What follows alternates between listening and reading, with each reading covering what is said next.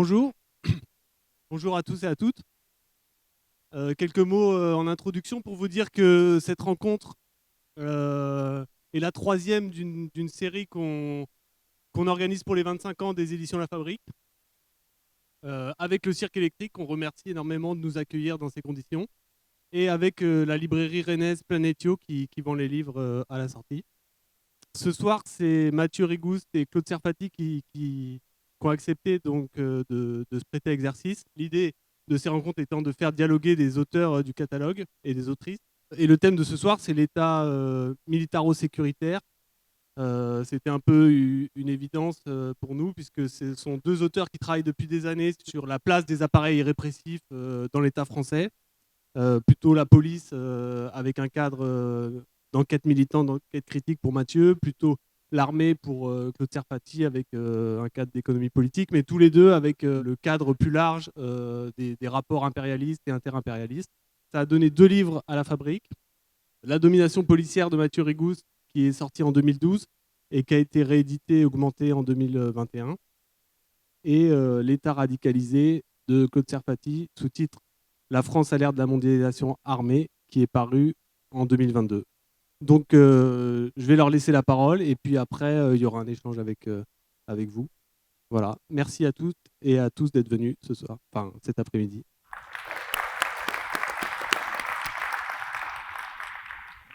Merci, Mathieu. Merci aux organisateurs, aux éditeurs de La Fabrique et puis aux personnes qui ont bien voulu venir de tous âges. Il y a des moments où des événements convergent et forment ce qu'on appelle en chimie un précipité, c'est-à-dire un corps qui devient indissoluble à partir de différents éléments et qui agissent comme des accélérateurs de l'histoire. Et c'est ce qui est en train de se passer à la fois en France et à l'échelle internationale. J'y reviendrai dans un moment. En effet, si on regarde ce qui s'est passé dans les derniers mois en France, on constate ce qu'on pourrait appeler une conjonction de radicalité. D'abord, les lois sécuritaires qui criminalisent de 3 ans de prison et de 45 000 € les gens qui, sans abri, occupent des immeubles non occupés. La loi contre les immigrés qui va encore durcir les conditions de vie et d'expulsion, et donc de mort, des immigrés ou ceux qui forment leur famille. Ensuite, la loi sur les retraites, c'est pas la peine de la développer. Et enfin, troisième composante de cette conjonction de radicalité, la loi de programmation militaire 2025-2030, sur laquelle, je crois, il faut commencer à discuter, puisque dès que la page des retraites sera tournée, c'est le prochain ordre du jour du Parlement. Alors, ces 3 événements se conjuguent, encore une fois, selon moi, pour accélérer en France des processus politiques qui ont maturé depuis des années, mais qui sont aujourd'hui, on va dire, au bord de la rupture, on pourra y revenir. Et, j'y reviendrai encore, mais je crois que c'est essentiel de le comprendre, ce qui se passe en France ne peut être compris, et le comportement des classes dirigeantes et du pouvoir politique actuel ne peuvent être compris en France si on omet la dimension internationale, ce qui se passe à l'échelle internationale, qui constitue également des événements marquants de l'histoire.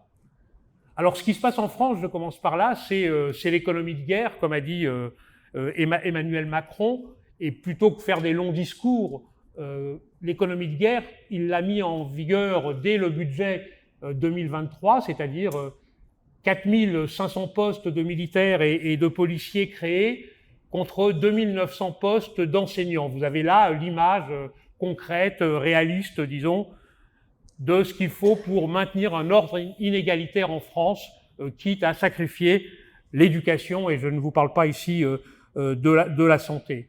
L'économie de guerre, c'est cette annonce qu'il a faite d'un budget de 2025 à 2030 de 413 milliards d'euros. 413 milliards d'euros, c'est plus de 120 milliards de plus que la loi de programmation actuelle, plus de 120 milliards de plus que la loi de programmation actuelle, c'est-à-dire plus de 10 fois plus le prétendu déficit du régime des retraites.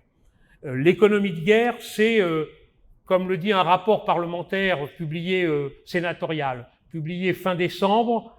Et à propos de l'économie de guerre, il faut passer des mots aux actes. C'est un rapport sénatorial le 8 février 2023. Et c'est évidemment pas un hasard si c'est ce même Sénat qui, à peine un mois après avoir dit qu'il fallait passer des paroles aux actes en ce qui concerne l'économie de guerre, a voté l'aggravation des conditions de travail et de retraite de dizaines de millions de salariés français. Ce même rapport sénatorial a ajouté, c'est donc le rapport de Cédric Perrin et de Todeschini, février 2023, 8 février, a ajouté « La force morale ne se décrète pas, mais elle se prépare, pour préparer l'économie de guerre, en créant les conditions d'une porosité entre le monde civil et le monde militaire. » Voilà ce qui pour moi constitue à la fois la radicalité de l'État français et la convergence des radicalités dont j'ai parlé. En effet, ce régime s'apprête à passer à un nouveau stade qui est dans sa nature, que j'essaye d'analyser longuement dans l'ouvrage et que je qualifie de bonapartisme, et dont la colonne vertébrale est l'institution militaire. On commence enfin, j'allais dire, à le découvrir. Que la colonne vertébrale soit l'institution militaire n'est pas encore découvert par les représentants officiels, politiques ou syndicaux, mais que ça soit un régime bonapartiste commence à être constaté, puisque, à leur grand désarroi, les responsables des 8 organisations syndicales ont tous dit à leur manière qu'ils étaient désarçonnés, déconcertés par le comportement du président, et certains ont même employé, je crois, le mot de bonapartiste. À propos, ils ont refusé d'être reçus par Emmanuel Macron, mais mercredi, c'est le Sénat et l'Assemblée nationale qui voteront la loi sur les retraites, et rien ne les empêche de demander à ces parlementaires d'être reçus en tant que délégation intersyndicale, et même d'ailleurs éventuellement de demander au peuple de Paris de venir les appuyer à l'Assemblée nationale pour être reçus enfin par les parlementaires et leur expliquer les enjeux. On verra si ça se passe comme ça.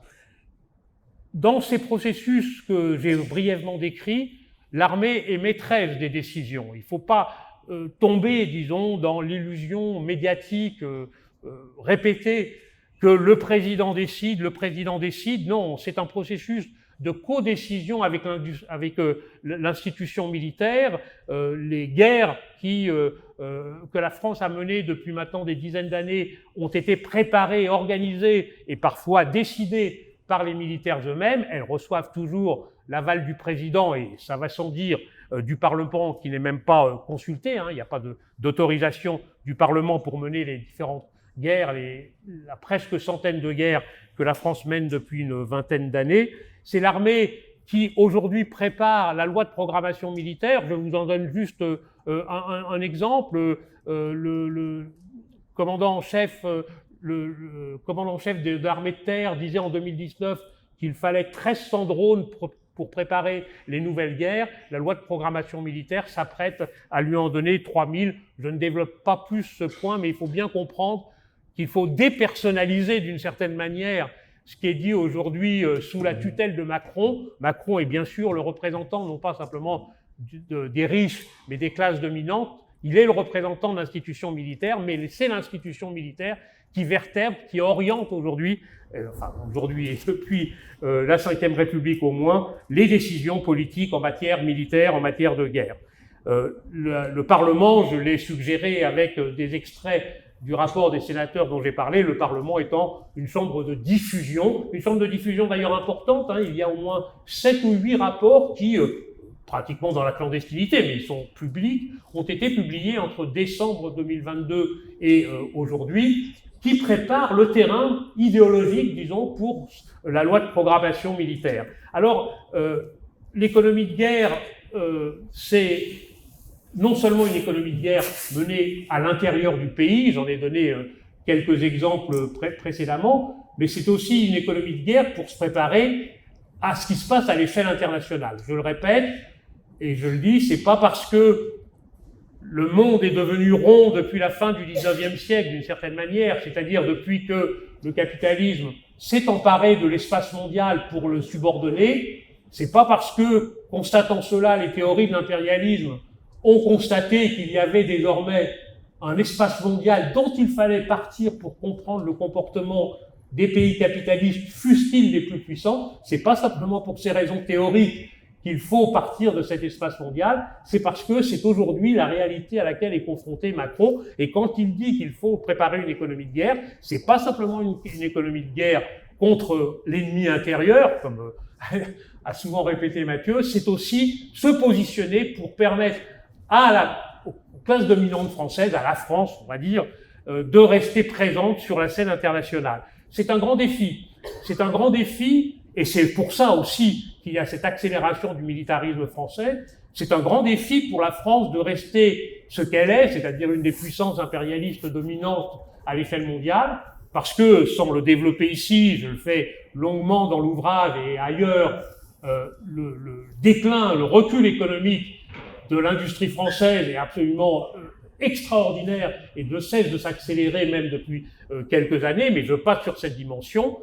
Et donc, il lui faut, à cette classe dominante française, à cette France, à ce régime français, il lui faut trouver un moyen d'enrayer ce déclin, et l'arme militaire, enfin l'arme géopolitique et militaire, demeure comme elle a toujours été depuis la fin du XIXe siècle, de cette ère que j'ai qualifiée d'impérialiste, un des atouts, un des leviers pour un pays de maintenir sa puissance dans le monde. L'économie et le militaire sont cette combinaison qui compose aujourd'hui les rivalités impérialistes. Sur le plan économique, je l'ai dit, la France connaît, enfin son industrie en tout cas, pas sa banque et sa finance, mais son industrie connaît un recul considérable.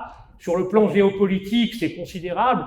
J'ai pas besoin de mentionner l'enlisement au Mali, et pourtant il n'est pas question de partir du Mali. Il faut évidemment ignorer les différentes péripéties médiatiques sur le départ de la France-Afrique. C'est évidemment une illusion complète, une intoxication même. Non, la France est obligée de rester en Afrique pour des raisons que je ne développe pas ici, mais qui sont à la fois géopolitiques, économiques et on va dire d'un certain point de vue culturel, pour maintenir sa domination culturelle.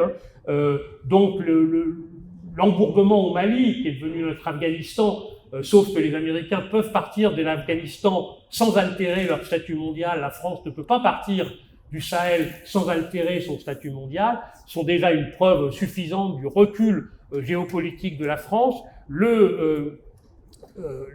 L'échec du contrat australien a marqué, je vais y revenir, un échec cuisant, mais je pense que c'est la guerre en Ukraine décidée par l'impérialisme russe qui manifeste à quel point la France est aujourd'hui en difficulté sur ce plan géopolitique et militaire qu'elle a tant développé, qu'elle essaye désespérément de conserver.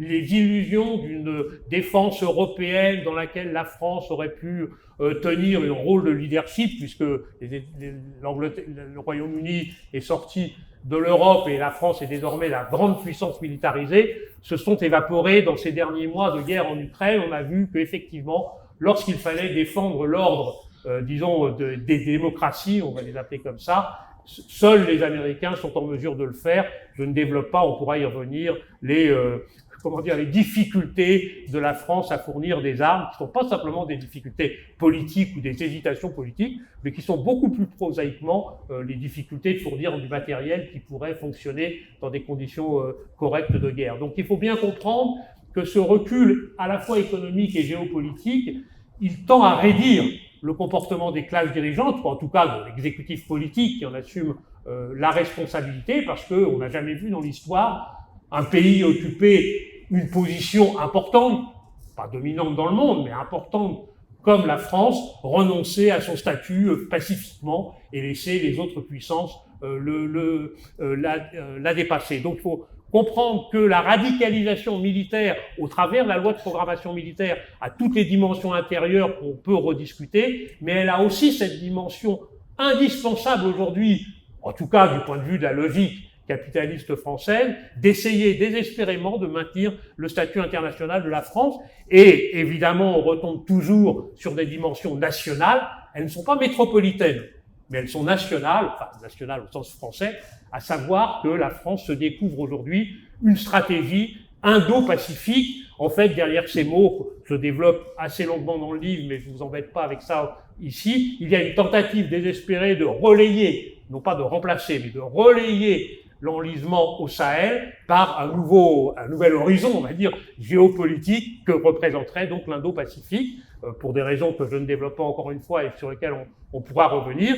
Mais développer, disons, un horizon Indo-Pacifique n'a qu'une raison d'être, c'est parce qu'il y a, entre autres, la Nouvelle-Calédonie. Donc, il faut bien comprendre ici, je crois que je m'arrêterai quasiment là pour ne pas dépasser mon temps de parole, il faut bien comprendre que cette radicalisation militaire de la France pour maintenir son statut international, il va signifier évidemment beaucoup plus d'austérité, de misère et de répression en France, mais il a aussi cette dimension, disons, d'activisme militaire que la France va tenter de continuer à pratiquer sous des formes des guerres modernes, de cybersécurité, de contre-information, disons, d'attentats, de neutralisation ciblée, etc. Enfin, tout le langage technologique qui est à la mode, mais qui veut dire tout simplement un aiguisement du militarisme français. Mais il faut bien voir, j'essayais de le dire brièvement à propos de la Nouvelle-Calédonie, que c'est pas une question extérieure, c'est la question du peuple kanak en particulier qui est en jeu. Alors je crois que j'ai à peu près atteint mes 20 minutes, j'avais l'intention de vous parler un peu de la loi de programmation militaire, mais je pense, enfin, d'ouvrir une discussion là-dessus, mais je pense qu'on le fera dans la discussion. Bonsoir.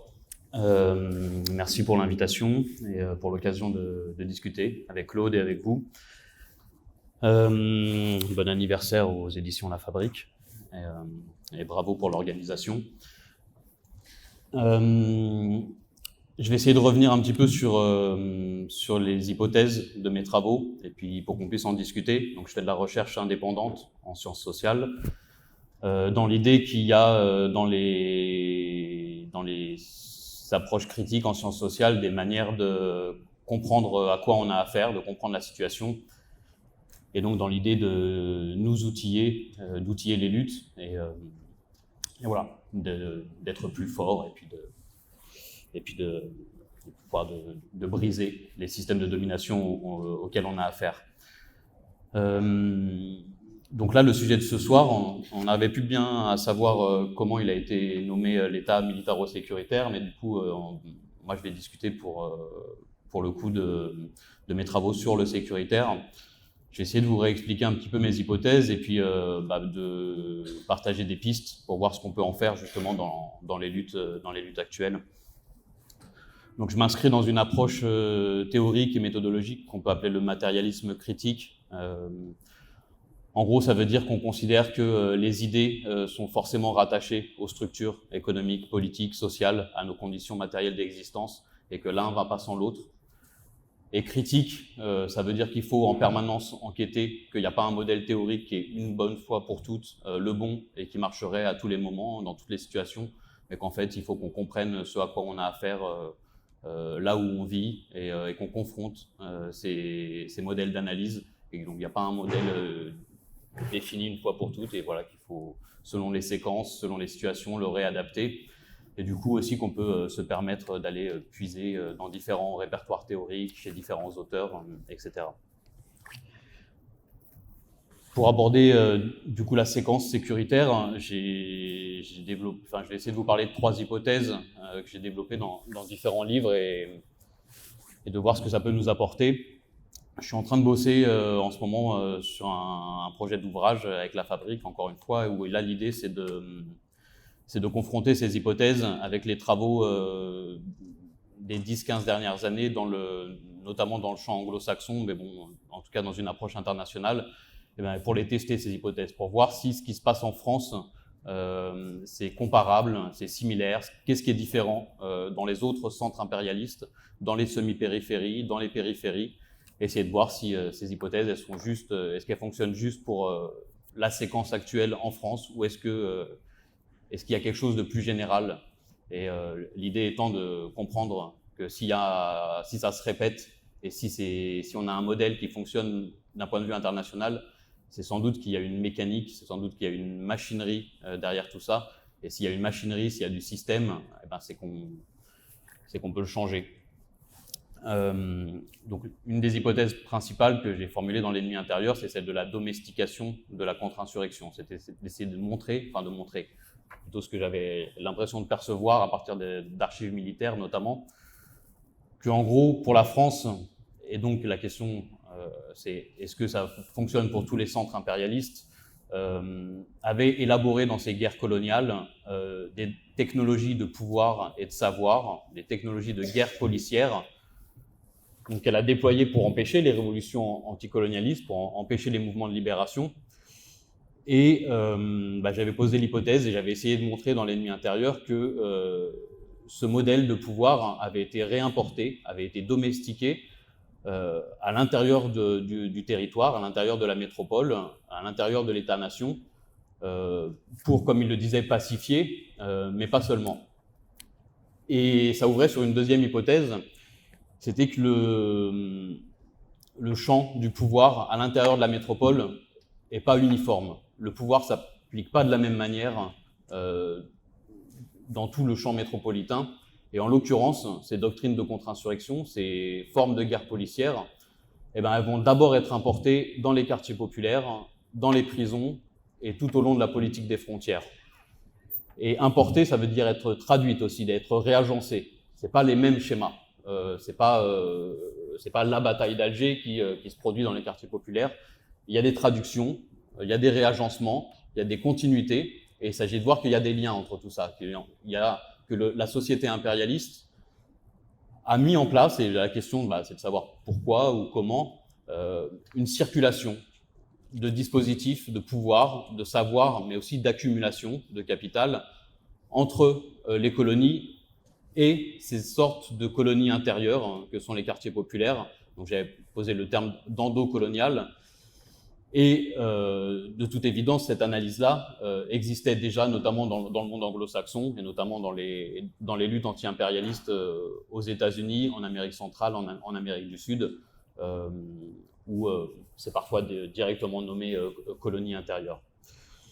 Et des choses qu'on a vues par la suite, notamment à travers le mouvement des Gilets jaunes, mais qui ne se posaient pas encore à ce moment-là quand ça a été formulé, mais où du coup des nouveaux régimes de pouvoir sont élaborés dans les quartiers populaires et après vont pouvoir être à nouveau réagencés pour être appliqués aux autres mouvements sociaux.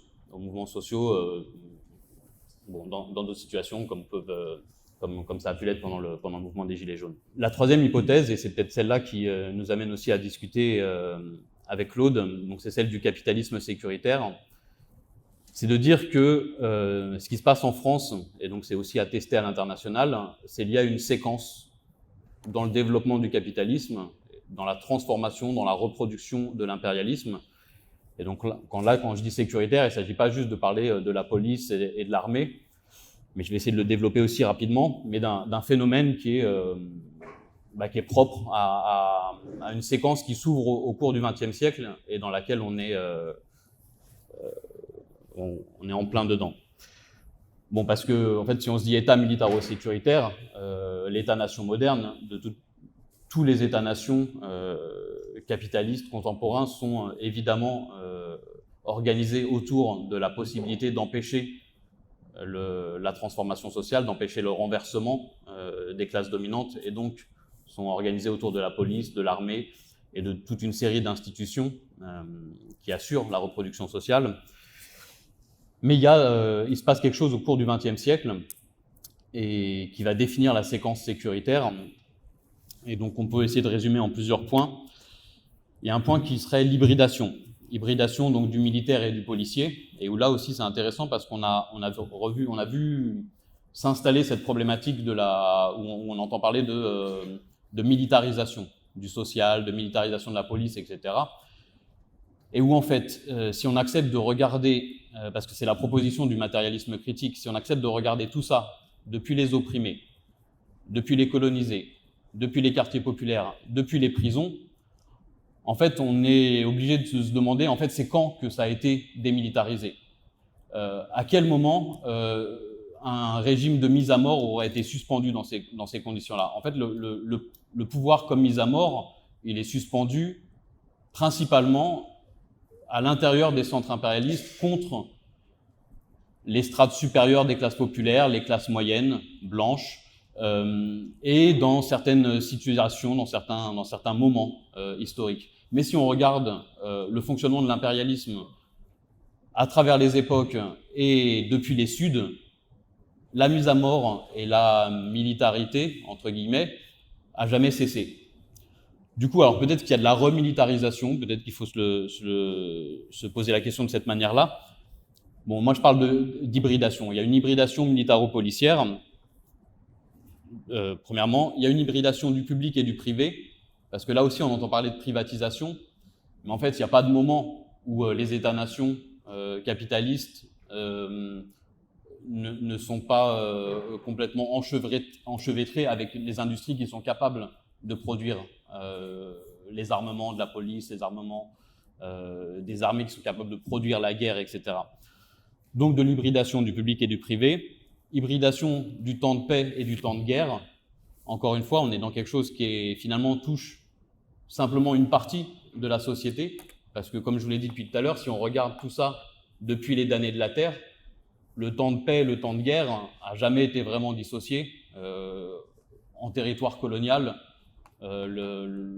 l'État s'autorise à mener la guerre en permanence, s'autorise à mettre à mort en permanence, et donc le fonctionnement de la prison, le fonctionnement du droit général est organisé en permanence avec la possibilité de mettre à mort, d'écraser, de détruire la vie, etc. Donc de tout ce qui est en général conçu comme la notion de guerre à l'intérieur des centres impérialistes, et donc qui serait supposément suspendu depuis la modernité. Voilà.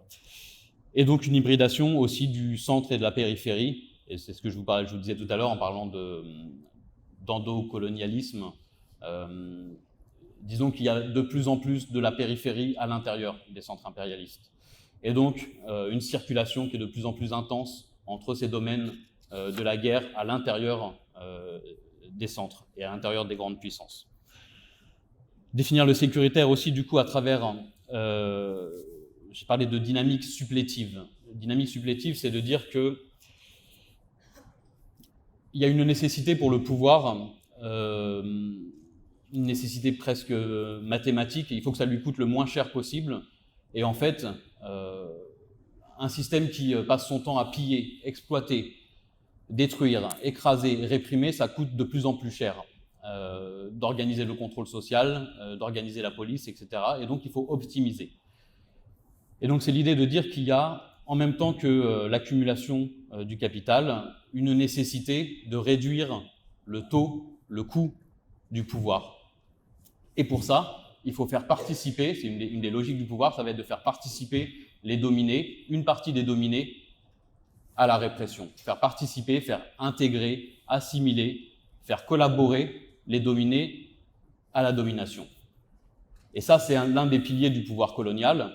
Recrutement de troupes indigènes, recrutement de colonisés dans l'administration, etc. Séparation, hiérarchisation raciale des peuples occupés, et dans lesquels on va fabriquer une ethnie ou un groupe social qu'on va racialiser, à qui on va donner le pouvoir de contrôler les autres, de réprimer, et même un pouvoir aussi économique, dans le sens que ça va constituer une sorte de strate sociale à l'intérieur du colonialisme qui est chargée en partie de l'exploitation des autres. Bon, bah, cette dynamique supplétive, elle va être de plus en plus mise au centre du système sécuritaire. On cherche, les centres impérialistes cherchent de plus en plus à faire participer les exploités, les dominés, les opprimés au système de domination, parce qu'il y a un enjeu en termes de coût de reproduction du pouvoir. Et ce qui vient expliquer aussi la centralité du fait colonial et de différents régimes de colonialité dans la société sécuritaire. Je dirais que le sécuritaire, c'est aussi une dynamique préventive qui est mise au centre du capitalisme contemporain. C'est-à-dire que le pouvoir cherche à se saisir de ce qui pourrait le menacer avant même que ça se produise. Et ça va être lié à une dernière dynamique qu'on pourrait dire proactive, et qui est presque une dynamique de provocation, de tension. Le système sécuritaire va produire les conditions de son extension. Je vous donne un exemple très simple. Dans un quartier populaire, il ne se passe rien. Et puis, une équipe, une unité féroce de police, type la BAC, arrive et produit quelque chose. Et va produire les conditions d'une révolte légitime, etc., qui, elle, va ouvrir une chaîne de pouvoir, fichage, incarcération de masse, et puis encore une sous-dimension du système économique et la surexploitation à l'intérieur de la prison. Bon, voilà un petit peu ça c'est des pistes de mes travaux sur le système sécuritaire, d'essayer d'expliquer ce qui se passe en France. Et en fait, quand on regarde tout ce qui sort dans les travaux contemporains, notamment aux États-Unis, mais aussi en Amérique centrale, en Amérique du Sud, en fait, on a des hypothèses qui sont assez proches. On trouve des mécanismes qui sont similaires, et ça ne peut pas être un hasard. Et donc, c'est la question que peut-être on peut, parce que là, ça va durer longtemps si on essaye d'y répondre, mais en tout cas, c'est la question que je propose de se poser. Si on observe des mécanismes similaires un peu partout dans les centres impérialistes et dans les semi-périphéries, et de manière encore un peu différente dans les périphéries, c'est qu'il se passe quelque chose. C'est qu'il y a une mécanique globale derrière tout ça. Et alors, les pistes pour y répondre, parce que je ne vais pas y répondre ici et je ne suis pas sûr d'avoir les réponses, mais ce qui me semble important pour pouvoir essayer d'y répondre, c'est justement, comme Claude l'a dit tout à l'heure, d'avoir une approche à la fois locale et à la fois globale. Et une approche dans le temps long, dans la longue durée. Et ça veut dire de comprendre le système sécuritaire, ce qui est en train de se passer, la transformation sécuritaire dans le monde, comme une configuration de pouvoir. J'essaie d'être simple, mais qui, depuis l'origine, est globalisée.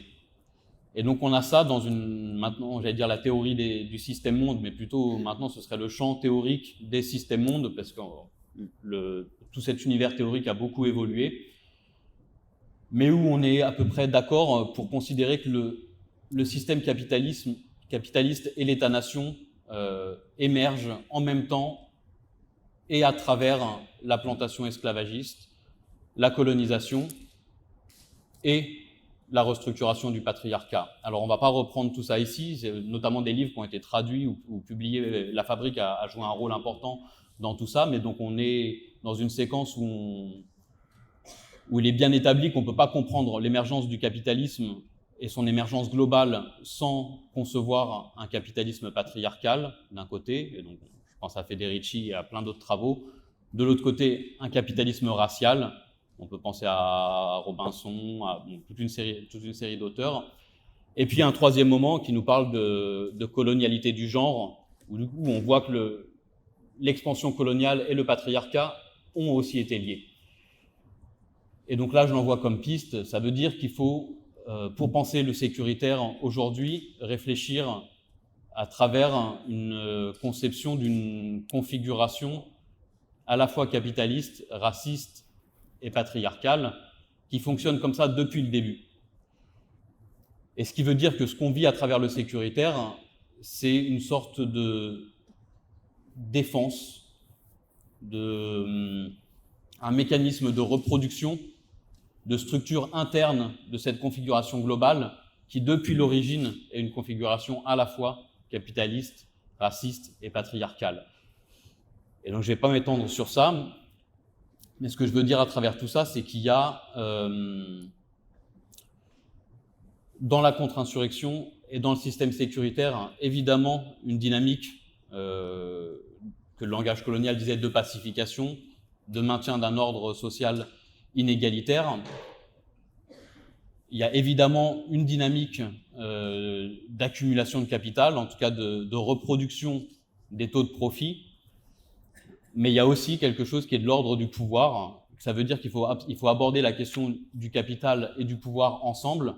Il s'agit de reproduire cette configuration globale dans un moment où le néolibéralisme a tout mis en crise. On est dans une crise permanente de ces sociétés-là, avec des résistances populaires, des mouvements de libération, des mouvements révolutionnaires qui émergent ou se reconstituent, des résistances plus ou moins visibles ou invisibles, mais qui se confrontent à la possibilité de reproduire le capital et de reproduire le pouvoir. Et donc j'en arrive à ce dernier moment pour lancer la discussion. Ce qui fait le lien entre tout ça, c'est sans doute la capacité, dans le capitalisme, dans le patriarcat et dans l'ordre racial, de mettre en dépendance les dominés. Et ce qui nous ouvre sur cette question-là, avec la question des autonomies, il y a une nécessité fondamentale à comprendre le sécuritaire comme une séquence de globalisation de la mise en dépendance des classes dominées. Notamment parce qu'il y a en permanence il y a des résistances qui se réorganisent en permanence, mais qui reconstituent de l'autonomie aussi, autonomie politique, économique, sociale. Et qu'il y a l'une des pistes de réflexion et de combat dans tout ça, c'est la manière dont on construit des ponts, dont on construit des solidarités internationalistes en termes d'autonomie. Comment est-ce qu'on se donne les moyens de bâtir des autonomies soudées entre elles par-delà les frontières et par-delà les divisions que produisent les rapports de domination capitalistes, racistes et patriarcaux. Merci.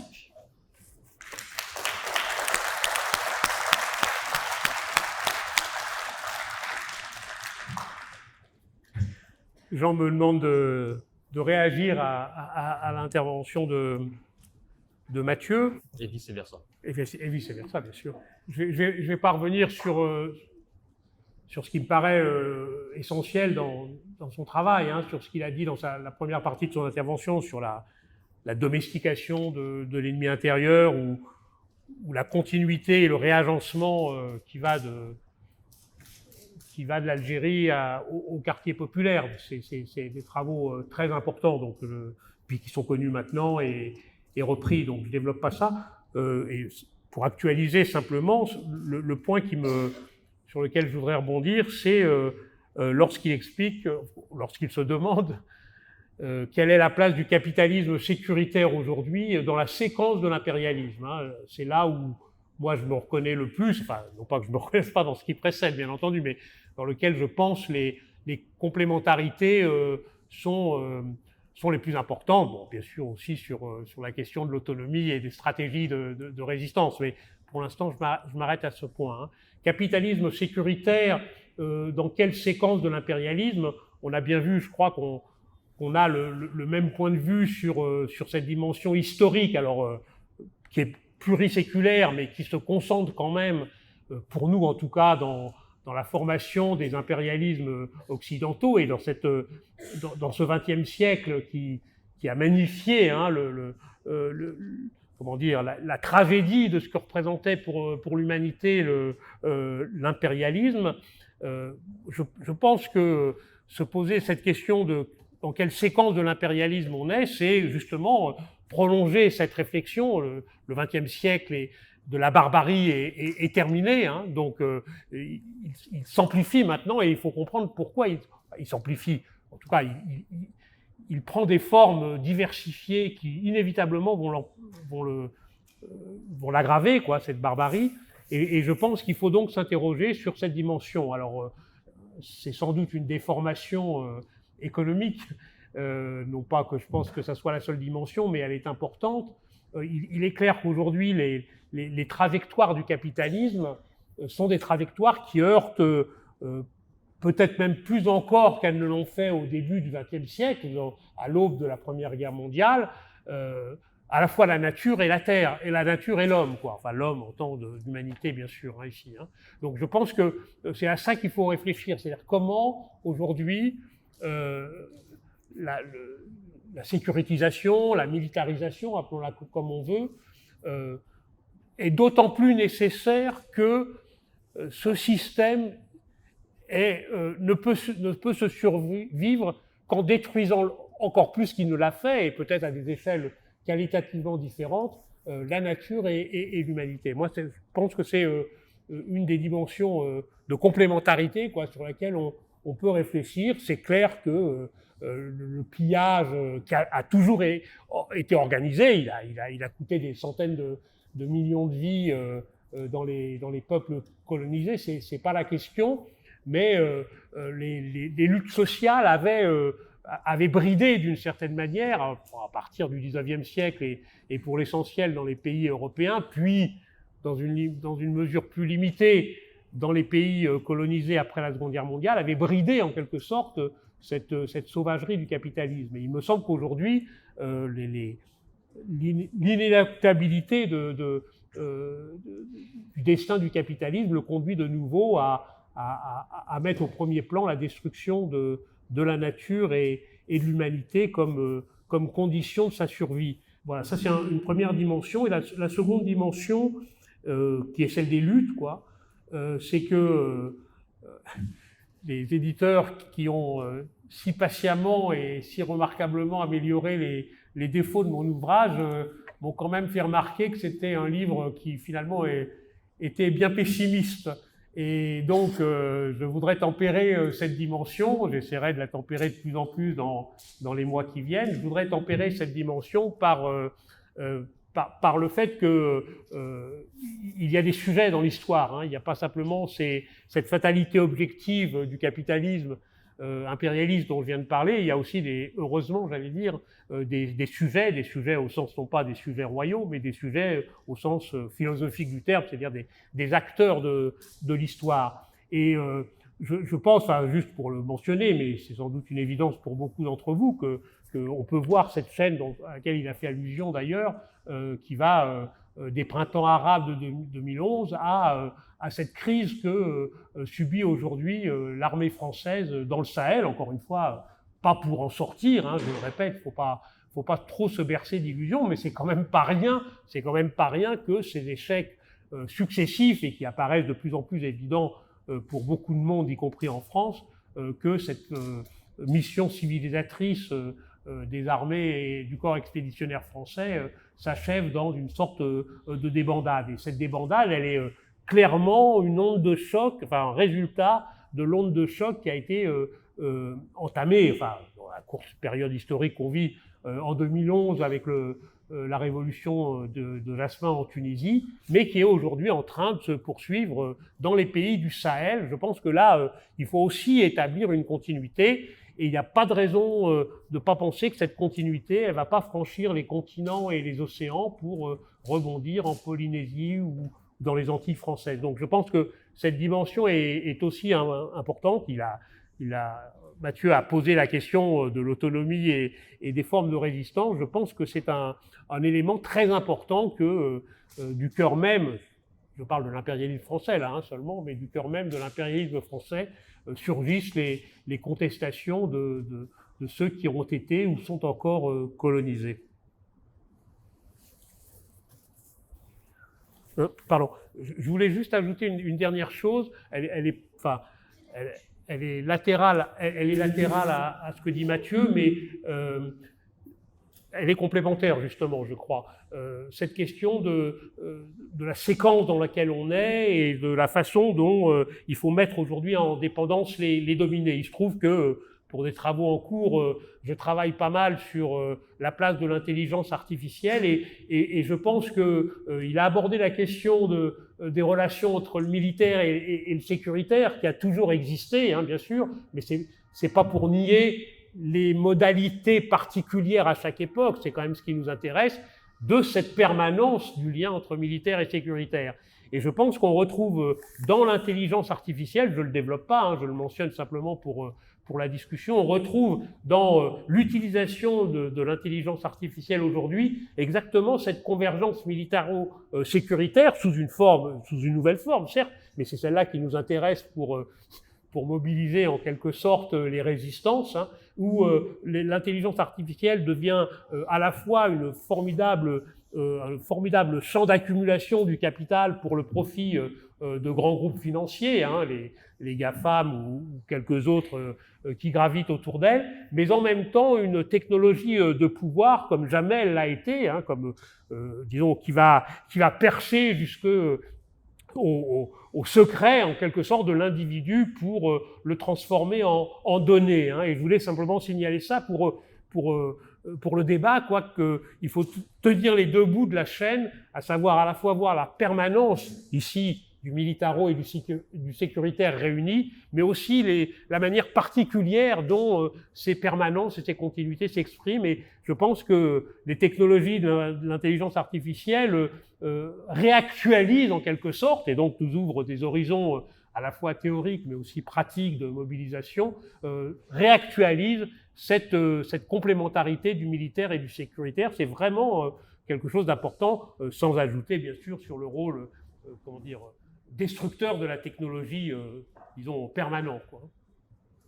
Je ne sais pas exactement comment réagir, mais j'aimerais bien partager deux notions de ton travail qui me semblent pouvoir servir à tout le monde. Donc toujours pour parler de sécuritaire, et peut-être je ne l'ai pas dit clairement dans mon intervention avant, mais donc aborder la logique du développement sécuritaire à la fois comme système économique et politique. Plus clairement, ça veut dire qu'au cours du XXe siècle, la police, l'armée, les technologies de guerre et de contrôle sont devenues des marchandises et sont devenues des marchés principaux. Disons pas tant sont devenus des marchandises parce qu'en fait le navire de guerre dès l'origine est une marchandise, n'importe quelle arme est susceptible d'être une marchandise dans le système capitaliste. Mais au cours du XXe siècle, ces marchés, les marchés du contrôle et de la guerre sont devenus principaux et on est passé à travers les deux guerres mondiales dans une économie de la guerre permanente et je dirais dans l'après-68 dans une économie politique de la guerre permanente à l'intérieur aussi des centres impérialistes. Et c'est ce qu'ils ont appelé la sécurité. Donc déploiement militaro-policier de technologies, de savoir, de formes de pouvoir, etc. à l'intérieur des centres impérialistes. Et comme on l'a dit, d'abord dans les quartiers populaires, les prisons et tout au long de la politique des frontières. Et en fait, dans certaines approches des questions de sécurité et d'industrie militaire, en fait, on a eu, je ne sais pas si c'est dans la manière dont elles ont été formulées ou conçues, mais en fait, on a régulièrement des manières de s'en servir qui, je pense, ne fonctionnent pas si on croit qu'on a affaire à des espèces d'entités extérieures qui viendraient infiltrer l'État-nation qui, en fait, si l'industrie militaire n'était pas là pour l'infiltrer, quasiment tout irait bien, je caricature, mais et où en fait, quand on regarde comment ça se passe du point de vue de la structure de classe, au long du XXe siècle et dans l'après-68, en fait, on n'a pas des éléments extérieurs qui viendraient s'emparer des assemblées nationales, manipuler les gouvernements, etc.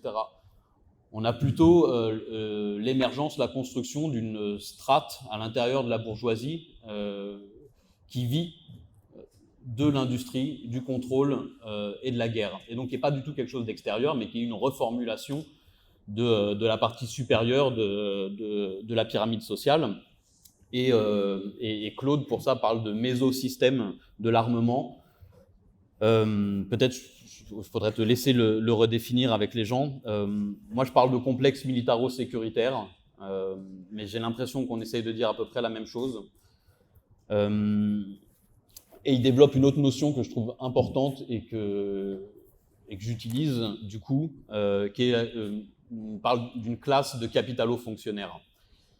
Et dans des derniers travaux que j'ai menés à l'intérieur de Milipol, le Salon mondial de la sécurité intérieure des États, et sur la transformation de la police, etc., en fait, c'est quelque chose qui est assez, qui est marquant parce que ça se voit à tous les étages. On n'a pas une sorte de détournement du système. Le système n'est pas amené à faire autre chose que ce qu'il est. C'est pas très clair ce que je dis. Il n'y a pas de corruption. Quand on regarde le fonctionnement du principal syndicat, enfin le lobby de l'industrie militaire, le J4, et de la plupart des structures, des institutions chargées de la sécurité privée,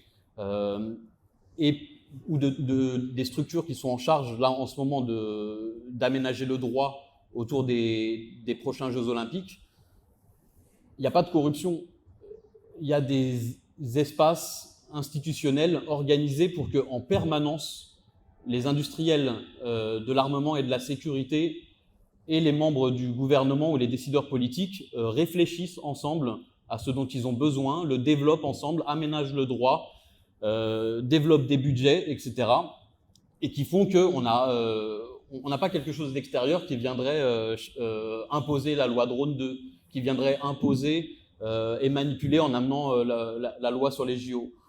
On a quelque chose qui est proprement structurel, et je disais même, c'est pas seulement le fait qu'ils se retrouvent à la même table, c'est qu'en fait c'est exactement la même classe sociale, notamment du coup avec des individus qui sont aussi, par exemple, vont commencer leur carrière, même avant de commencer leur carrière, appartiennent à des familles, soit déjà des hautes familles militaires, soit des familles qui sont déjà dans l'industrie de l'armement, et puis qui vont faire leurs études dans ce domaine-là et qui vont, au début de leur carrière, se retrouver à la tête, se retrouver parmi les cadres d'industrie de l'armement et de la sécurité, et puis très rapidement vont être recrutés, faire des allers-retours entre des postes dans les gouvernements, dans les préfectures, d'anciens préfets, qui après avoir été préfets, vont avoir des postes importants dans les industries de l'armement, et puis toute une série d'institutions qui sont publiques-privées. Milipol en tant que tel, le Salon mondial de la sécurité intérieure des États, ça appartient au ministère de l'Intérieur, mais à la tête, il y a des préfets et un des dirigeants de Thales, un dirigeant de Atos, donc les principales industries de l'armement françaises. Et ce monde-là fonctionne ensemble. Et pourquoi je dis ça? Parce que je pense que c'est un des angles d'attaque sur lequel on devrait réussir à trouver des moyens de créer des luttes communes. Un petit peu sur le mode de ce qui se fait avec les soulèvements de la Terre en ce moment, où autour des questions écologiques, en fait, il y a différentes forces, différentes stratégies, différents groupes sociaux, différents parcours de vie qui ne sont pas d'accord sur tout, voire des fois ne sont pas du tout d'accord, mais en fait se disent, plutôt que de chercher à créer des alliances sur des principes théoriques et d'analyse, en fait, on va trouver des terrains d'alliance et on va aller ensemble sur des mêmes terrains.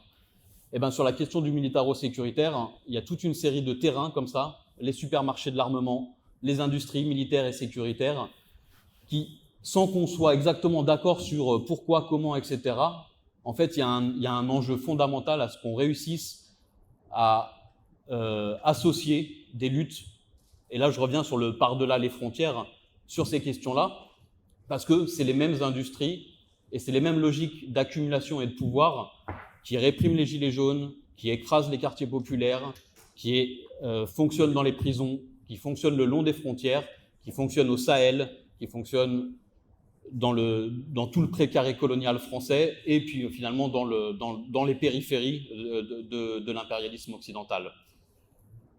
Voilà. Merci à tous les deux. Du coup, s'il y a des questions, c'est le moment. Je vais prendre une première série de questions et puis vous répondez.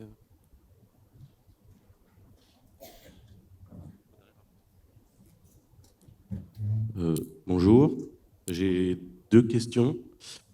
La première, c'est vous avez lié, je pense, dans vos travaux la crise du capitalisme, puisqu'on n'est pas encore sorti de la phase de 2008 et avec la question du sécuritaire et du militaire, puisqu'on n'a jamais autant parlé de violence policière que depuis la nouvelle phase ouverte depuis 2016. Du coup, ma question, c'est est-ce que vous pensez que la radicalisation du capitalisme, la fuite en avant du capitalisme, est-elle nécessairement accompagnée d'une radicalisation de l'État policier? Et ma deuxième question, c'est qu'est-ce que vous pouvez nous dire des tribunes qui avaient paru dans la presse, des tribunes d'officiers militaires qui appelaient, je ne sais pas comment conclure, mais voilà, je pense que vous voyez de quelle tribune je veux parler. J'essaie de comprendre. J'aimerais d'abord avoir de la part de Claude Serfati un certain développement sur le complexe, notamment sur la loi de programmation militaire.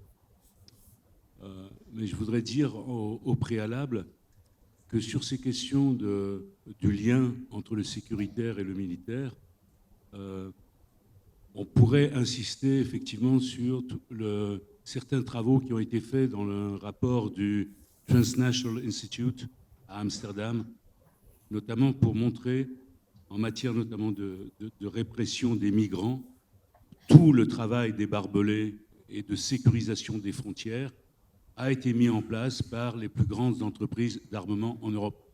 Là, il y a vraiment des dossiers assez fournis. Et en même temps, et là je reviens sur ce qui vient d'être dit, la difficulté qu'on a de pouvoir associer ces deux dimensions, la dimension sécuritaire et la dimension militaire.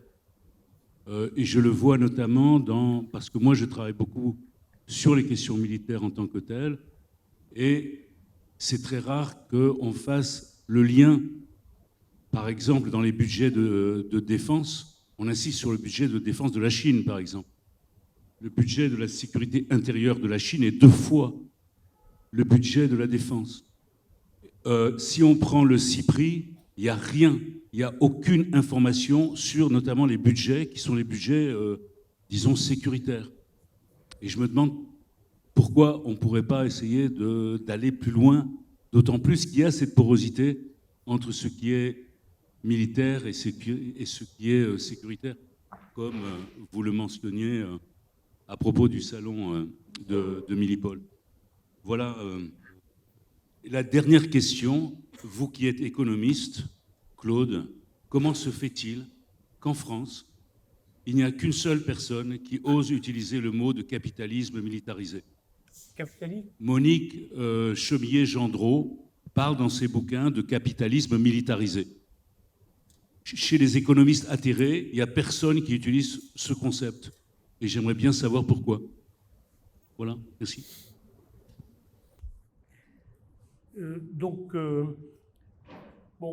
on est d'accord, aussi bien à la tribune, je pense que pour une partie dans la salle, toute la salle, pour dire qu'il y a une convergence militaro-sécuritaire, et également pour dire qu'elle a toujours existé. Je le répète, je pense que ce qui est important, c'est de contextualiser cette affirmation, non pas simplement pour éviter d'en faire une généralité, mais aussi parce que nous avons ici un débat, mais la question, c'est quand même de retranscrire ce débat en actes. Et il est évident que pour des gens qui vivent quotidiennement, c'est pas le fait qu'on va les persuader que ça a toujours existé et que c'est une convergence croissante qui va les mobiliser. Donc, je prêche pour, je prêche, c'est un très mauvais mot, je plaide pour contextualiser. Alors, bon, moi, je suis plus spécialisé sur la France, enfin, j'ai la conviction, j'espère vous l'avoir transmise, qu'il faut partir de la situation mondiale, donc j'essaye de m'intéresser évidemment à tout ce qui se passe dans le monde, mais comme spécialiste, on va dire, je connais en particulier la France, et je pense que cette question du moment 2008, oui, c'est une situation internationale nouvelle qui s'est créée. Je pense que la guerre en Ukraine et le prolongement, c'est pas un hasard d'ailleurs, tout le monde l'a redit maintenant, je l'avais pas dit à l'époque parce que j'ignorais, mais tout le monde l'a rappelé il y a quelques mois, que Poutine a commencé à rompre avec l'ordre mondial dans lequel il s'était parfaitement inséré depuis la fin des années 90, l'ordre, disons, de la mondialisation impérialiste, en 2008 dans un discours à Davos. C'est précisément en 2008 qu'il a fait ça. Et je passe sur les détails, mais je pense que oui, il s'est produit quelque chose qu'il faut contextualiser à la fin des années 2000, qui est la conjonction à la fois d'une crise économique dont on n'est pas véritablement sorti, enfin, j'aime pas le mot crise, mais j'en trouve pas d'autre pour l'instant, d'une situation géopolitique nouvelle avec la contestation de l'ordre dominé par les États-Unis, aussi bien dans l'enlisement en Irak que dans l'émergence de la Chine, voire, disons, de proto-impérialisme dans certaines régions, Moyen-Orient ou autres, et de cet troisième élément du moment 2008, de cette insurrection du printemps des peuples, disons, 2011, version nouvelle. Bien sûr, je le dis tout de suite pour une des questions, ça ne veut pas dire que le mouvement est linéaire et que la crise de l'impérialisme ne peut que s'accentuer et que la montée des peuples ne peut que croître également.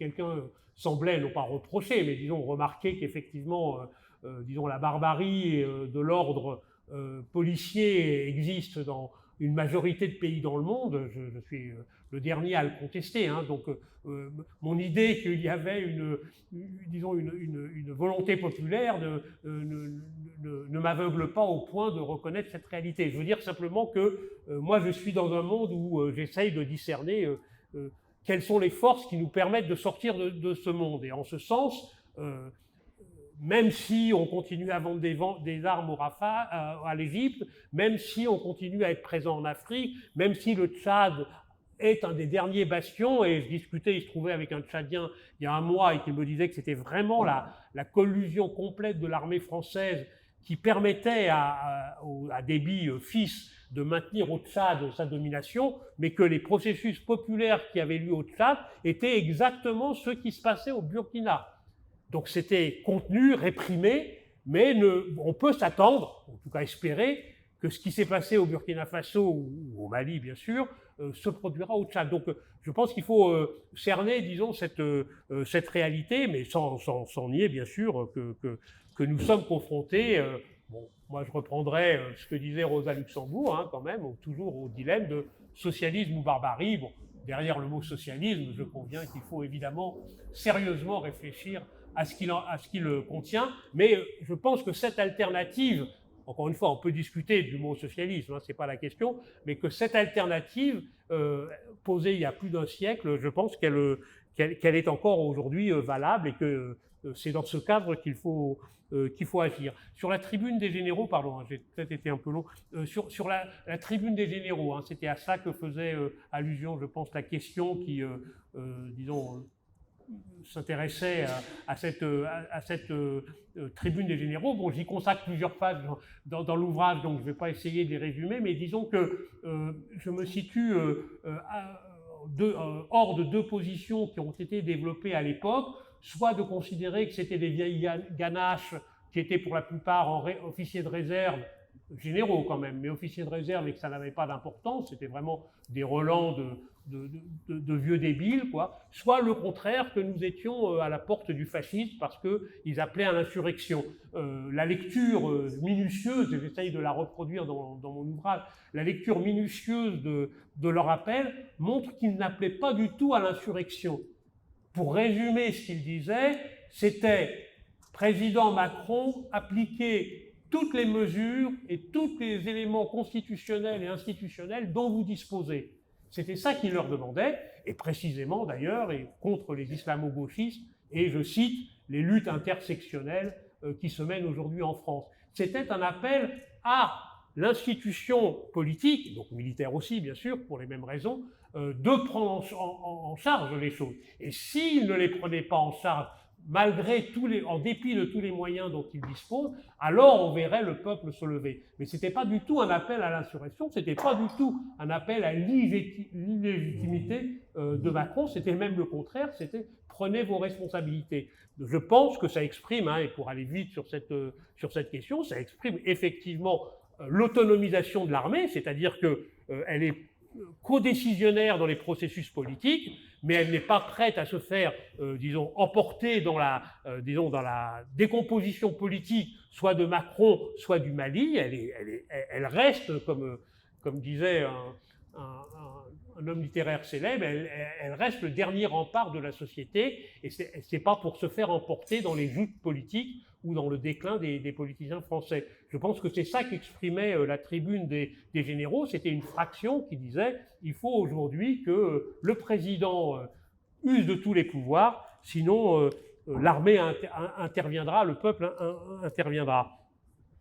Bon, les autres questions, je vais passer peut-être un peu rapidement pour pas monopoliser le temps de parole, mais disons que la difficulté d'associer les questions militaro-sécuritaires, eh ben, je pense qu'il faut là aussi les contextualiser, hein, comme je l'ai dit. Il y a une autonomie de l'institution militaire. Hein, Paul Rocher explique vraiment de façon détaillée la place de la police, mais ce n'est pas la place de l'institution militaire en France. Hein.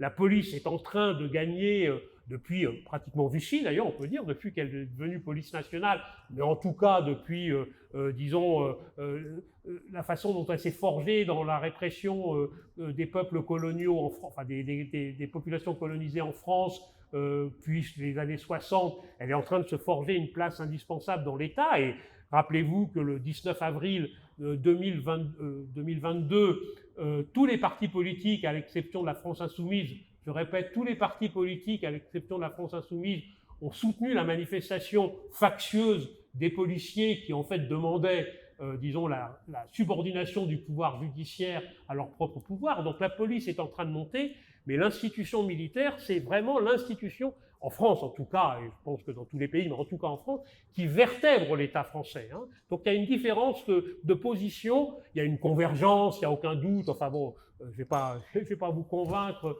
de cette évidence qu'il y a une convergence entre l'ordre militaire et l'ordre sécuritaire, mais là encore, si on ne veut pas transformer nos analyses en la nuit, tous les chats sont gris, il faut bien comprendre la spécificité de l'institution militaire qui est vraiment la garante, disons, ultime de l'ordre social. La police étant d'une certaine manière la garante quotidienne de la répression et du maintien de cet ordre social. L'armée est ce garant ultime et c'est pas secondaire parce que ça veut dire que les militaires s'expriment pas comme les policiers. Enfin, vous n'avez pas des syndicats, disons, de militaires qui revendiquent, comme ils l'ont fait depuis 3-4 ans, d'élargir leur pouvoir. Parce qu'elle est au cœur de la Ve République. Elle n'a pas besoin de s'exprimer publiquement en dehors. J'accepte évidemment cette tribune, parce qu'elle est à l'intérieur de la Ve République, et qu'en quelque sorte, là aussi, j'essaye longuement de le développer pour détourner de fausses idées, il n'y a pas de coup d'État militaire qui menace en France. Enfin, en tout cas, sous la forme où on l'entend classiquement, comme en Amérique latine ou dans certains pays d'Afrique. Il n'y a pas d'ailleurs, l'armée n'a jamais pris le pouvoir pour le garder. Elle a renversé toutes les républiques depuis la première jusqu'à la 4e, mais elle a remis le pouvoir aux mains du civil. Et c'était pas des civils fantoches, en tout cas pour le dernier, pour De Gaulle, on peut pas considérer que c'était un civil fantoche. Donc il faut bien comprendre que l'armée en France, compte tenu de sa pérennité, presque de son acte fondateur de l'État français, elle est au cœur de la Ve République. Et donc elle agit différemment de ce point de vue, parce qu'elle est dans les rouages légaux, institutionnels, tout ce que vous voulez, elle agit de façon différente de la police. Bien sûr, il y a une convergence sur les objectifs, hein, je crois que c'est même pas la peine de le dire. Hein. Bon, voilà. Pourquoi personne n'utilise le mot de capitalisme militarisé? Ben, je pense qu'effectivement, c'est un des défis qui nous attend, quoi, d'essayer de convaincre.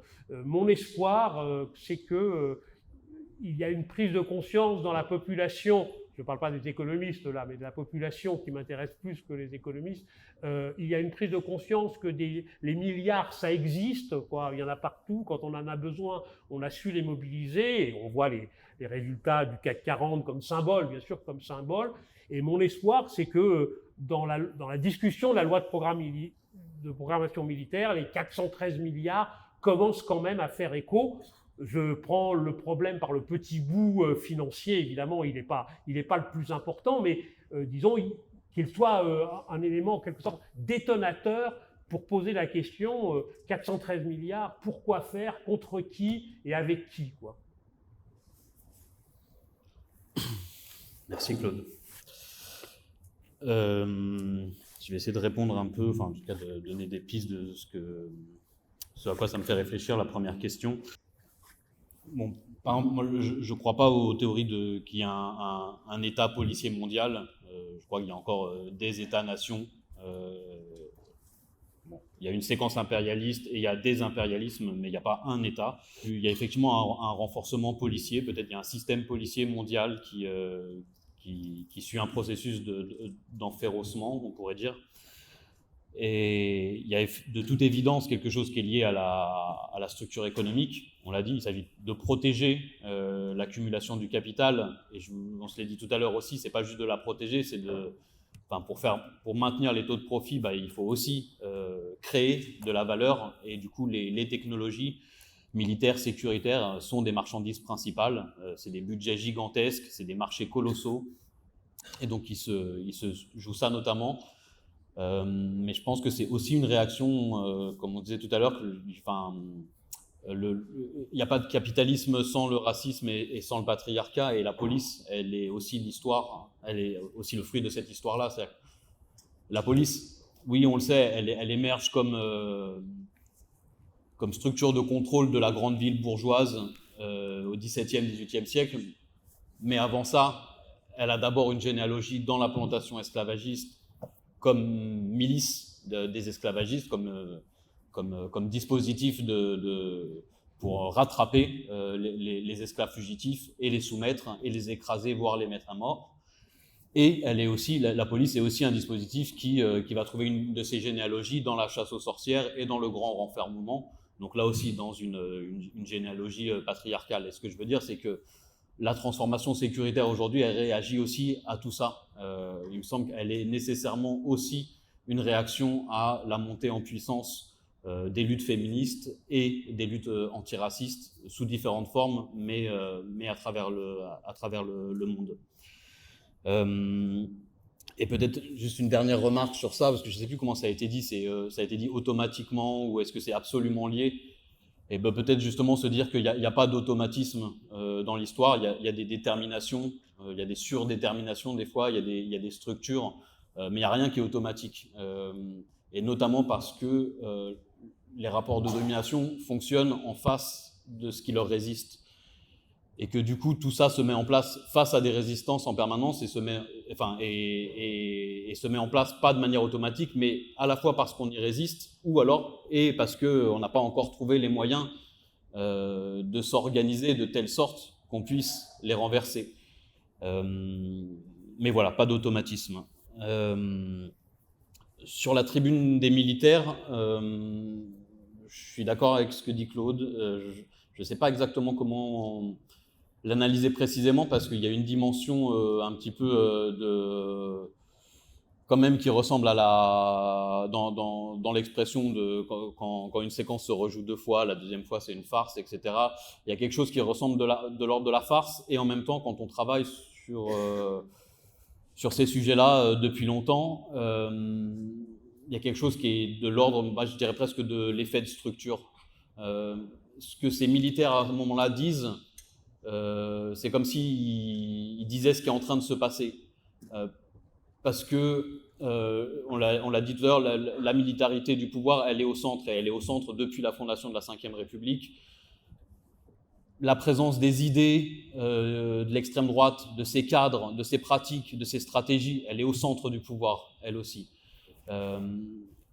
Du coup, c'est comme si, simplement, on avait ces structures de l'État, du capitalisme, de l'ordre racial contemporain qui s'était exprimé à ce moment-là pour dire déjà on est là, on est le cœur du pouvoir et si ces enjeux-là vont pas au bout, si ces stratégies-là sont contenues parce qu'il y a de la résistance, parce que, etc., on pourra passer à une phase encore supérieure. Et bon, peut-être je ne sais pas comment la nommer, est-ce que ce serait justement un post-fascisme, est-ce que ça discute beaucoup autour de ces questions-là en ce moment. Mais ce que ces militaires-là disent à ce moment-là, ils disent des choses qui sont en place et qui fonctionnent et qui sont au cœur du système. Ils ne sont pas en train de menacer d'un truc qui pourrait arriver si. En fait, ils sont en train de dire ce qui est en train de se passer. Et effectivement, peut-être ils menacent de quelque chose d'autre. Voilà, pour moi, c'est un effet de structure, ce truc-là, à ce moment-là, et qui doit évidemment nous mettre en garde sur le fait que ça peut être encore pire, mais c'est la voie d'une catastrophe qui est déjà là et qui est là historiquement au cœur de cette société.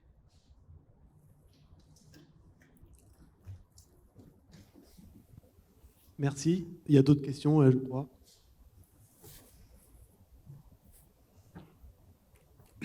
Bonjour et encore merci pour vos interventions.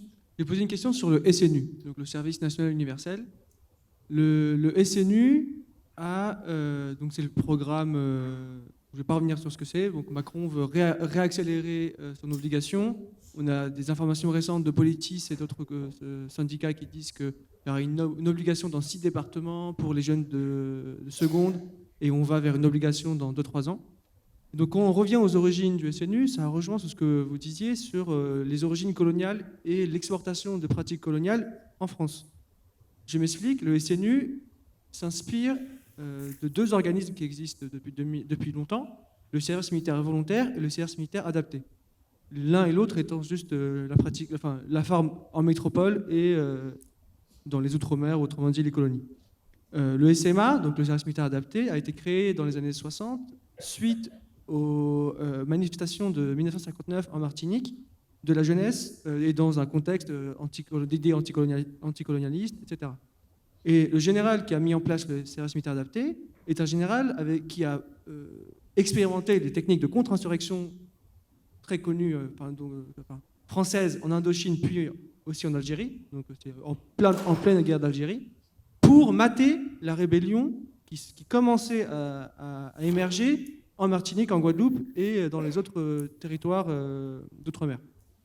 Donc, on a une situation où on a une jeunesse contestataire, et la réponse va être une sorte de SNU, mais un peu plus huppé, donc un mélange de civils et de militaires pour mater la rébellion. Et donc là, on voit directement le lien entre cette histoire coloniale. Ensuite, ça a été importé en France métropolitaine en 2015 par Hollande, qui lui-même, de ses propres mots, dit que sa volonté a été renforcée suite aux attentats de 2015. Donc le lien n'est pas évident, mais on peut facilement comprendre. Et aujourd'hui, on a ce SNU qui est inspiré ou qui se base sur ces deux expériences. Donc on a directement la continuité avec le colonialisme. Et donc ma question va être plutôt deux questions. C'est premièrement, d'un point de vue un peu en termes d'espoir, quand on voit l'origine, c'est-à-dire que le SMA a été mis en réponse à une contestation de plus en plus forte, est-ce qu'on peut se dire aussi que le SNU, avec une volonté de plus en plus radicale de l'État français de remettre ça et d'obliger les jeunes à y aller, est-ce que c'est pas non plus en réponse à peut-être une jeunesse qui est de plus en plus contestataire, le SNU qui était sur la base du volontariat est de plus en plus délaissé, et on voit de plus en plus de jeunes, notamment dans la réforme des retraites, contre la réforme des retraites, pardon, s'activer dans les milieux militants.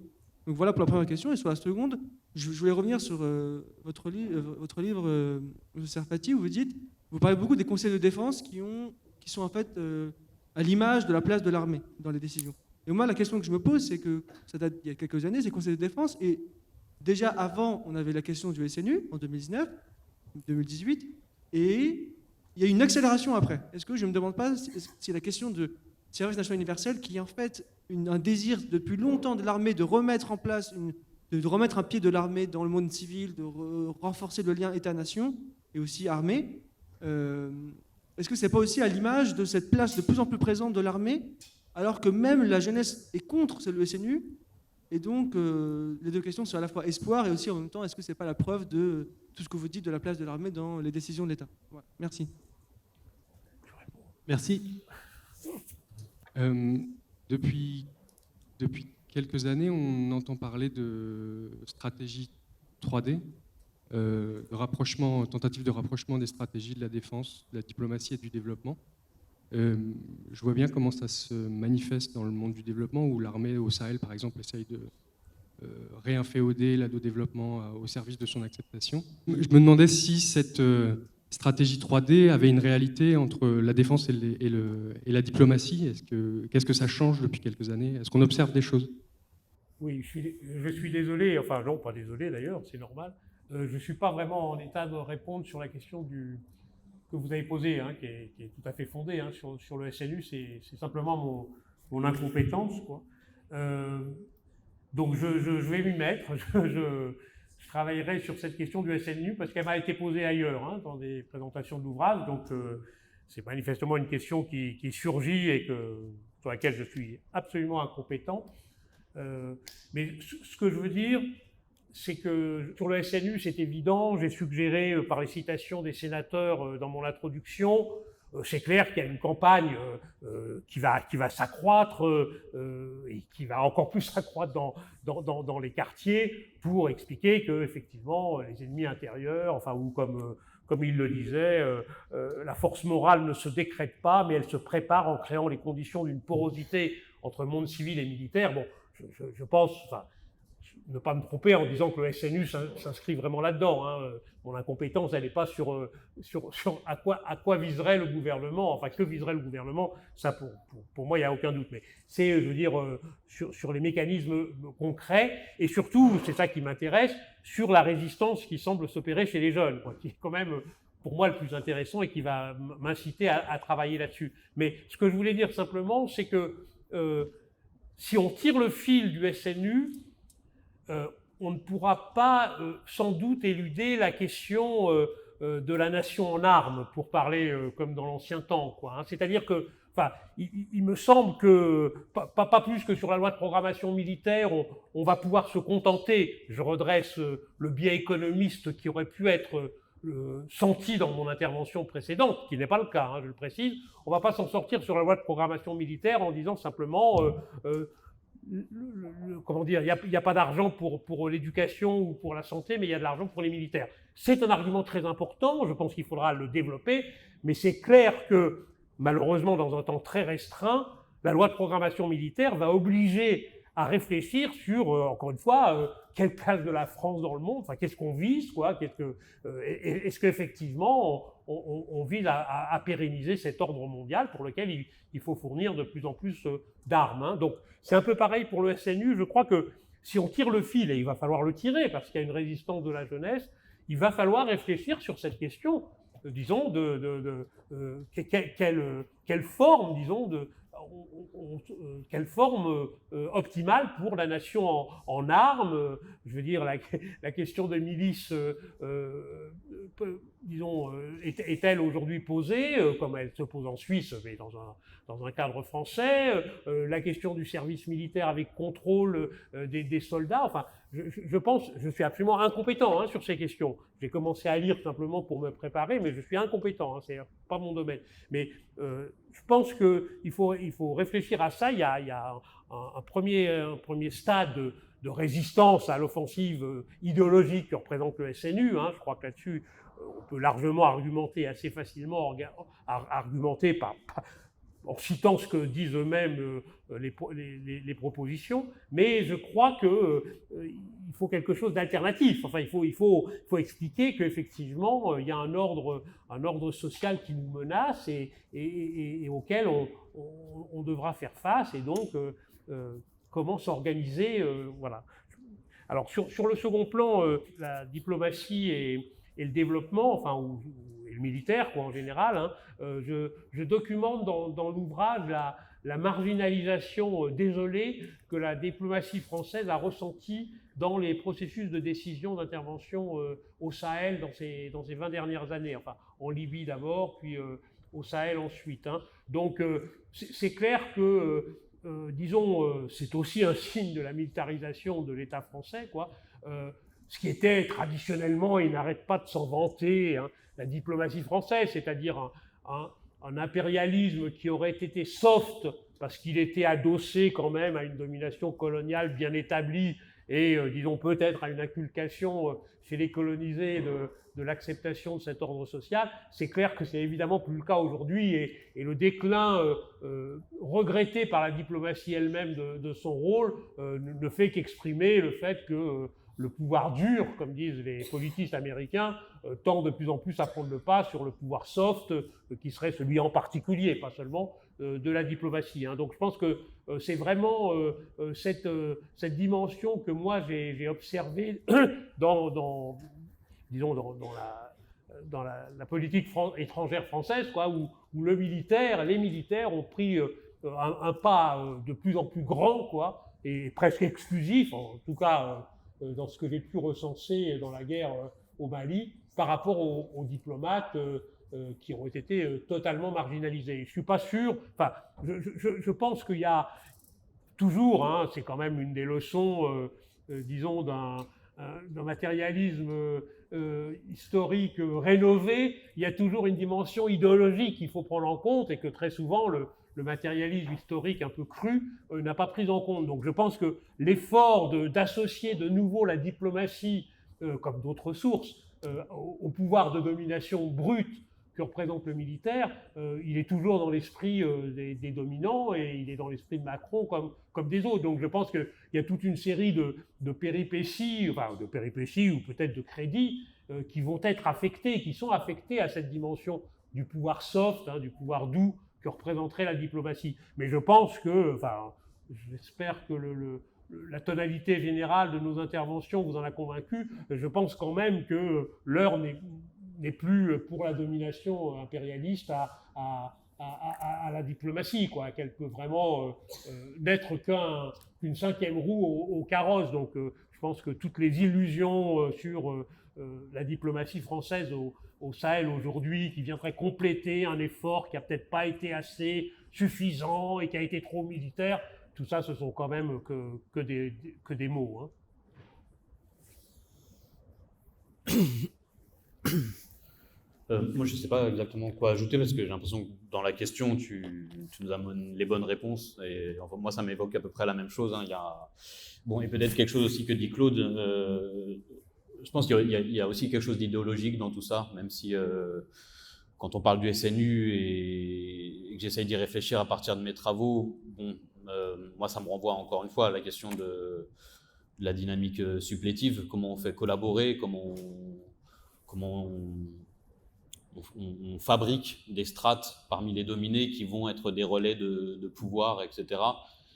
Ça me renvoie aussi à quelque chose que j'avais vu pendant le travail sur l'ennemi intérieur dans les archives militaires elles-mêmes, où donc l'arrêt du service national, il y avait une dimension un petit peu économique, politique, générale, où en gros c'était la dynamique internationale. Les centres impérialistes passaient à des armées de métier, à la professionnalisation. Il fallait sortir de ça. Donc ça, mais un des arguments qui était mis en avant, c'était que donc c'était début des années 90, c'était de dire que ça allait commencer à être compliqué de pouvoir faire confiance à cette jeunesse, avec un gros sous-entendu issu des quartiers populaires, dans une armée de métier. Est-ce qu'ils allaient faire ce qu'on leur demande quand on les enverra sur tel champ de bataille, etc. Donc une question raciale. Et là, de toute évidence, elle est aussi au cœur de cette question-là. Bon voilà, moi ça m'évoque ça, une logique supplétive, une question raciale aussi, de réagir à ce qui se passe en ce moment en termes de lutte, de résistance, de politisation, où un SNU c'est fabriquer du sujet militarisé, c'est fabriquer un sujet sécurisé. Et je redis, ça me semble très idéologique, mais après, régulièrement, le pouvoir fantasme des dynamiques qui sont très très loin de ce qui se passe en réalité. Et c'est ce qu'on voit directement dans la rue, là, dans les manifs de ces jours-ci. En fait, dans plusieurs villes, il y a des jeunes qui ont pris le temps de faire des banderoles sur le SNU plutôt que sur les retraites. Et donc, il y a une contestation, et de toute évidence, ce dispositif-là ne va pas être mis en place facilement. Et on verra ce qu'il en est. Mais la logique, par exemple, coloniale que tu montres, elle est super intéressante. Et encore une fois, elle vient résonner avec des choses qu'on s'est dit depuis tout à l'heure. Pour l'autre question, pareil, moi je crois que c'est sur celle-là que je suis pas très compétent, notamment parce que en plus je travaille pas dessus, mais ça me renvoie un peu à ce qu'on se dit sur la contre-insurrection en général, c'est-à-dire que dans les stratégies de contre-insurrection, il y a en permanence des fractions différentes qui se disent nous on a la bonne méthode. Et vraiment, dans toutes les situations, il se passe ça. À chaque début de conflit, d'ouverture de champ de bataille, etc., il y a des fractions dans l'armée, dans la classe politique, qui disent la bonne méthode, c'est l'action psychologique, c'est la conquête des cœurs et des esprits, c'est le soft power, absolument, il faut y aller comme ça. La dernière fois qu'on a ouvert des dispositifs de terrorisation, etc., ça a créé des contre-attaques, machin, etc. Vraiment, à toutes les époques, on a ça. Et puis, en général, on a une autre fraction qui est souvent un peu moins visible et qui dit oui, non mais bon, la conquête des cœurs et des esprits, il faut arrêter avec ce truc de gauche, je sais pas quoi, il faut assumer la terreur. Et on a eu ça en Irak et en Afghanistan, on a eu ça pendant la guerre d'Algérie, etc. Et en fait, quand on regarde ce qui se passe historiquement, c'est qu'en fait, dans toutes les configurations, il y a à chaque fois les États utilisent de manière combinée ces deux régimes de pouvoir, hein, ces deux répertoires, la terreur, la force pure, l'écrasement, la nécropolitique, et de l'autre côté, des dispositifs de propagande, d'hégémonie, de conquête idéologique, etc. Et je pense qu'il se joue ça aussi de ce point de vue-là, d'autant plus que pour la France, en l'occurrence, l'espèce de rôle de gendarme en Afrique qu'elle essaye de maintenir à travers ses déploiements militaires au Sahel repose aussi sur cette question-là d'être crédible comme acteur diplomatique mondial. C'est le fait d'être positionné au Sahel et de pouvoir dire on a des capacités d'intervention, on est présent, on a des réseaux de renseignement, on a des forces spéciales sur place, etc. Donc, on a toujours un rôle à jouer dans l'OTAN, dans l'ONU, etc. Donc on est une moyenne puissance crédible, etc. Et donc ça ouvre des circuits diplomatiques. En tout cas, ces choses-là fonctionnent ensemble. Et je pense que ça continuera. Merci à tous les deux. Merci. Et